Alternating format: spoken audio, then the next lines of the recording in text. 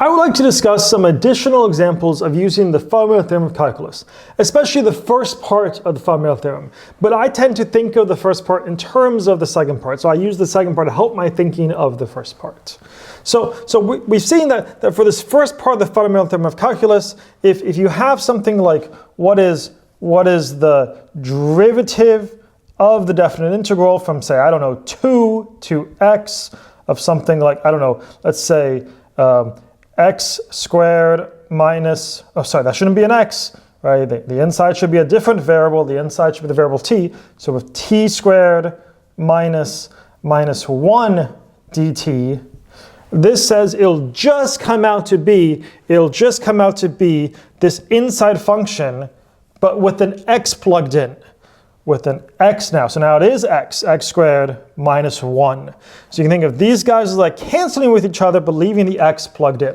That's what this is saying. But what would you do if you instead had a problem slightly different? So we'll set this up to almost be exactly the same. It looks exactly the same now. So, t squared minus 1 dt. But now I'm going to change this from being x to being the square root of x.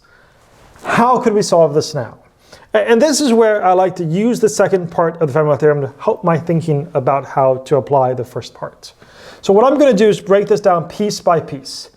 Here, if I forget about the derivative for a second, I just want to find this definite integral, I would say, well, that is whatever the antiderivative is of the top plugged in, root x, minus whatever the antiderivative is with the bottom, 2 plugged in.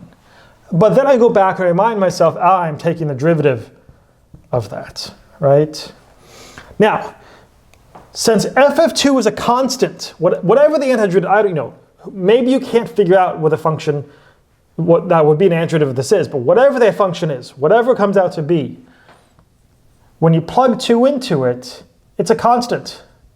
Because it's a constant, when I find the derivative, that piece disappears. Derivative of a constant is 0.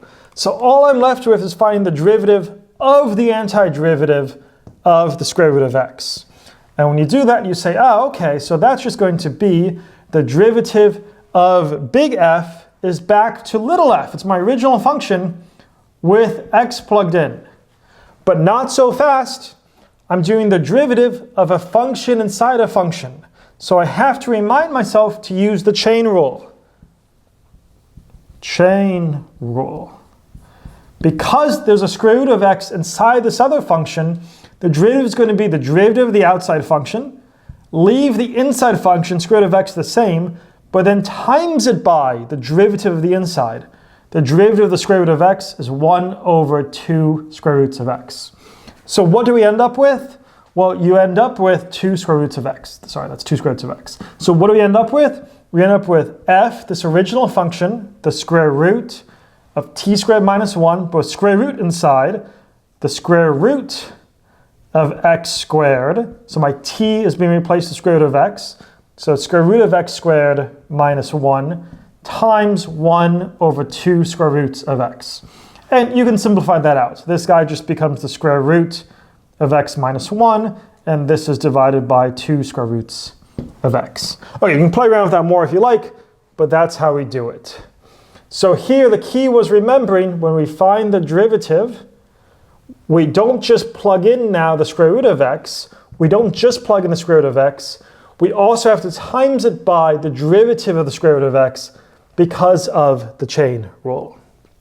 Let me give you a second example that's even more involved. Suppose now we want to find the derivative of a definite integral, but that goes from one function, say like x squared, to another function like, say, e to the x of whatever function you want inside. So let's make it something interesting. I don't know, maybe t plus 1 divided by, what do we want? The square root of t minus 1. Okay. Just made up some function for the inside. That can be whatever function you want inside. Let's say I want to figure out what this derivative is. So again, I want to be applying this part 1 of the Fundamental Theorem, but I like to think about it using part 2. And the way I think about it is I say, well, this piece right here, this is going to be the same as figuring out whatever the antiderivative of this is, and maybe I can't actually figure that out. That seems like that'd be really tough. But whatever it is, big F, we'll let that represent an antiderivative of the inside function. Then you plug in the top minus big F, plug in the bottom, x squared. And now we have to remember to take the derivative, dx of this whole thing.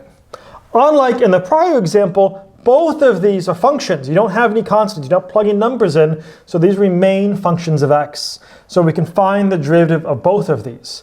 But when we find that derivative, the derivative of big F becomes little f, but then by the chain rule, so again we're using our chain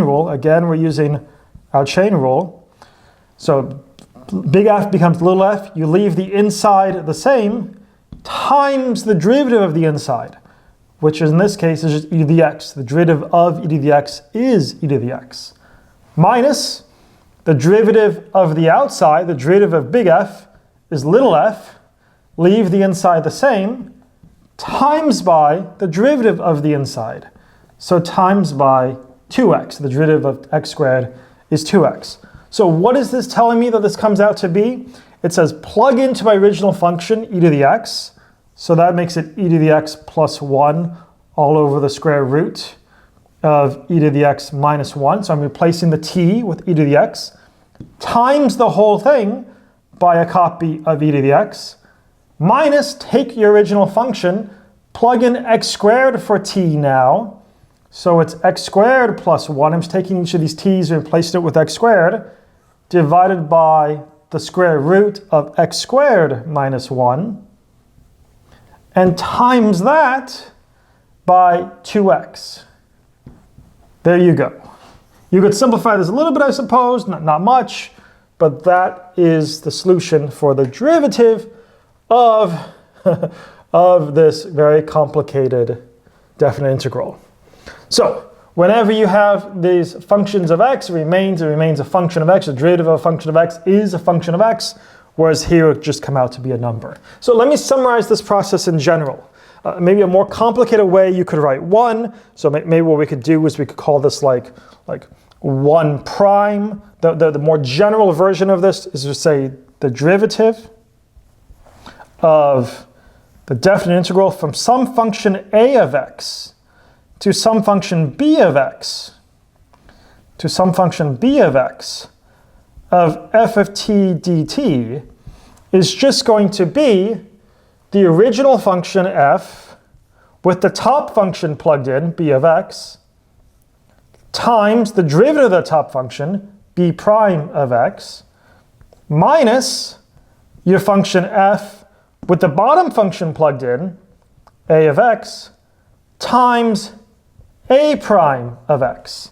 Now, if this happens to be a constant, if a of x is just a, if it's just like 2, or whatever, this is just some constant, then its derivative is 0. So then the whole piece would disappear. That's what happens here. The bottom is a constant, so there is no minus the second piece.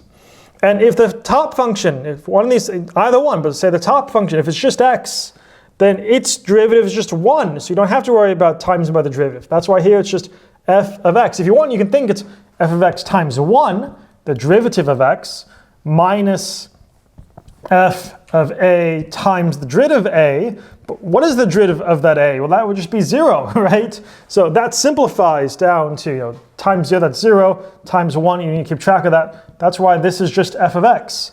But this is what it is in general. If you have functions here, you plug in the function times its derivative, minus plug in the bottom function times its derivative.